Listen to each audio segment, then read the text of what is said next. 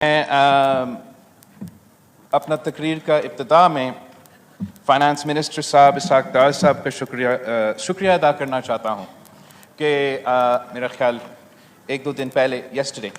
انداز صاحب نے جو فلڈ ریکنسٹرکشن کے منصوبے ہیں ان کے بارے میں یہاں تقریر کی اور یقین دلائی کہ وہ جو منصوبے ہیں وہ ہمارا بجٹ کے حصے ہوں گے. اور یہ ہم نہ صرف ڈالا صاحب کا شکر گزار ہیں مگر وزیر اعظم شہباز شریف صاحب کا شکر گزار ہیں. اس لیے یہ وزیر اعظم شہباز شریف صاحب کے اپنے ہی وعدے تھے جو ہمیں انشاءاللہ تعالی پورا ہوتے ہوئے نظر آ رہے ہیں. جناب اسپیکر، پاکستان میں نوجوانوں کے لیے کھل کے بات کرنا جو ہے وہ کافی مشکل ہوتا ہے. ہمارا ثقافت کی وجہ سے ہمیں اپنا بڑوں کا احترام سکھایا جاتا ہے، اور خاص طور پہ مجھے شہید محترمہ بینظیر بھٹو نے مسلسل یہی تربیت دیا ہے کہ آپ نے اپنے بڑوں کا احترام کرنا ہے اور آپ نے رسپیکٹ کے ساتھ آپ کا جو کردار ہے وہ رسپیکٹفلی کرنا چاہتا ہوں. میرا پورا مسلسل یہی کوشش رہا ہے، چاہے میں اپوزیشن میں ہوں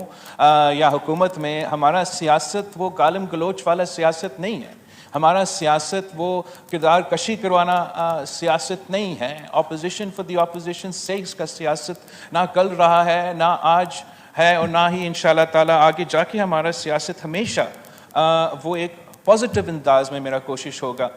کہ سیاست کیا جائے تاکہ ہم اس ملک کی جو مسائل ہیں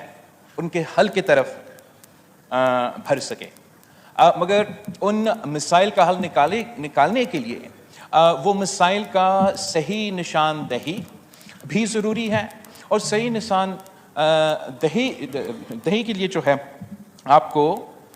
we have to be able to recognize the problems in order to address those problems. تو going back to my first point کہ نوجوانوں کے لیے کھل کے بات کرنا جو ہے وہ کافی مشکل ہوتا ہے، وہ خاص طور پہ اس صورت میں جہاں میرا اتحادی باقی سب کے لیے تو ڈار صاحب ہے، یہ تو میرا انکل ڈار صاحب ہے، اور میں تو ڈار صاحب کو آج سے نہیں تو بچپن سے جانتا ہوں. اور شاید سب کو یہ نہ معلوم ہو مگر ڈار صاحب کا جو کردار ہے خاص طور پہ چارٹر آف ڈیموکریسی کی ابتدائی کے دنوں میں جب ڈار صاحب اور شہید محترمہ بینظیر بھٹو کی ملاقات دبئی میں ہوا تھا، اور وہاں یہ کانورسیشن ایک چارٹر ایک کوڈ آف کنڈکٹ سے شروع ہوتے ہوئے